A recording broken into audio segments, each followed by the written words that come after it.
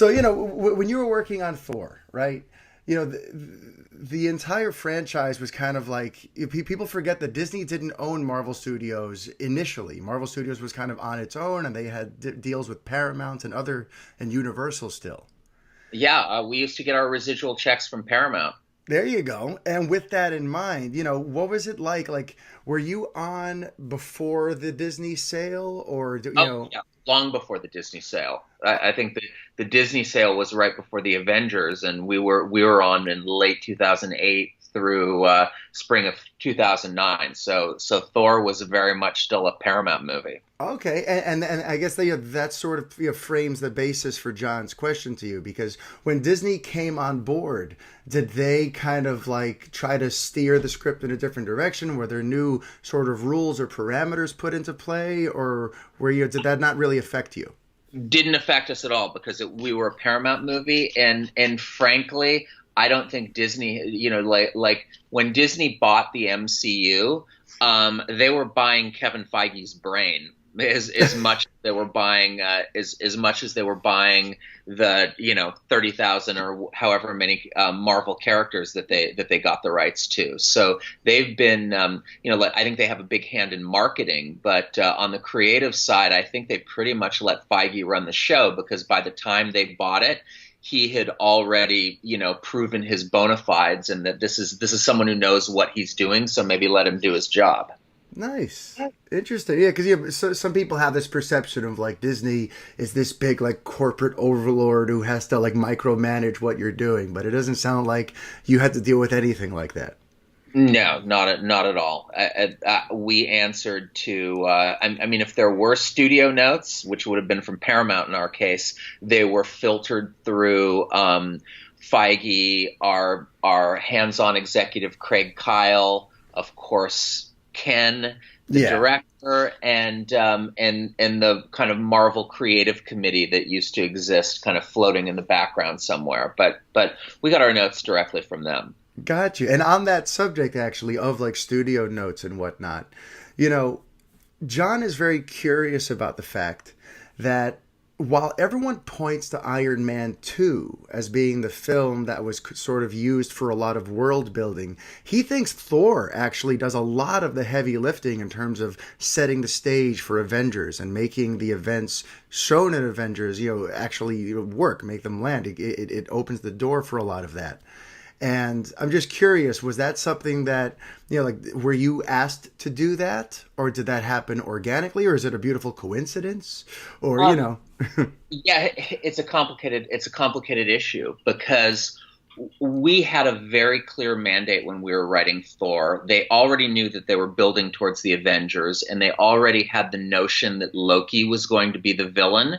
And they knew that their villains thus far in the MCU had been a bit underwhelming, and they said one of the executives literally said, "Look, if you fail at everything else, give us a villain as good as Magneto in Loki. We need someone at that level, because that's going to be our villain for the Avengers." So, I mean, we always put a lot of effort into our villains, but yeah. But in this case, we really worked hard on, giving Loki an interesting story and making him, kind of sympathetic at the same time as he's doing these horrible things. So that was kind of the mandate. The places where we kind of went off on our own and it ended up being worked into the Avengers was, like it was our idea to put in a cameo from Clint Barton. Wow. We surprised them with that, and at first Feige was like,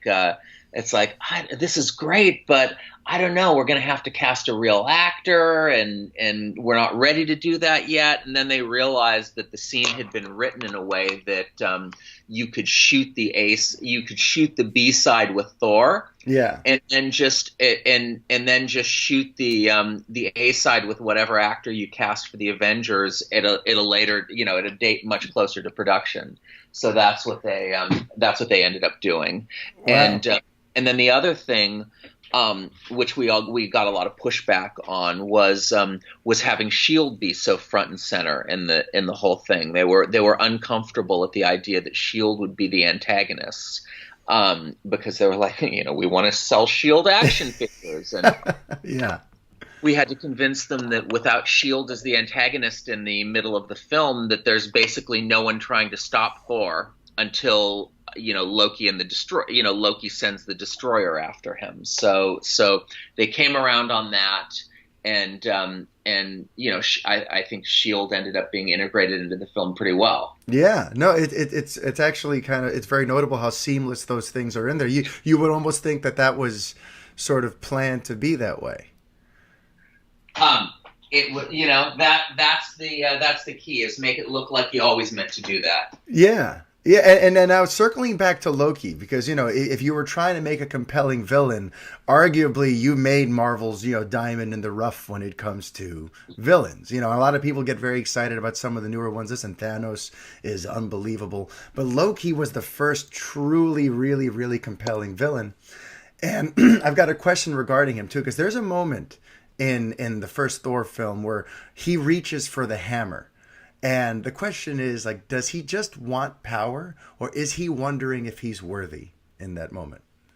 Oh, in our minds, the first Thor movie makes no sense unless you come at it from the perspective that what Loki wants at the end of the day is his dad's approval. It's all about feeling like he was the passed over one. That he's the one who ought to be running things, who's much better qualified to run things, and yet Dad is handing things over to his hothead brother, whom he loves deeply, but also resents at the same time. So that's, you can't understand Loki unless you understand him as this bundle of mischief, resentment, trickery, but deep love underneath it for his brother, for his parents, his adoptive parents, and for Asgard.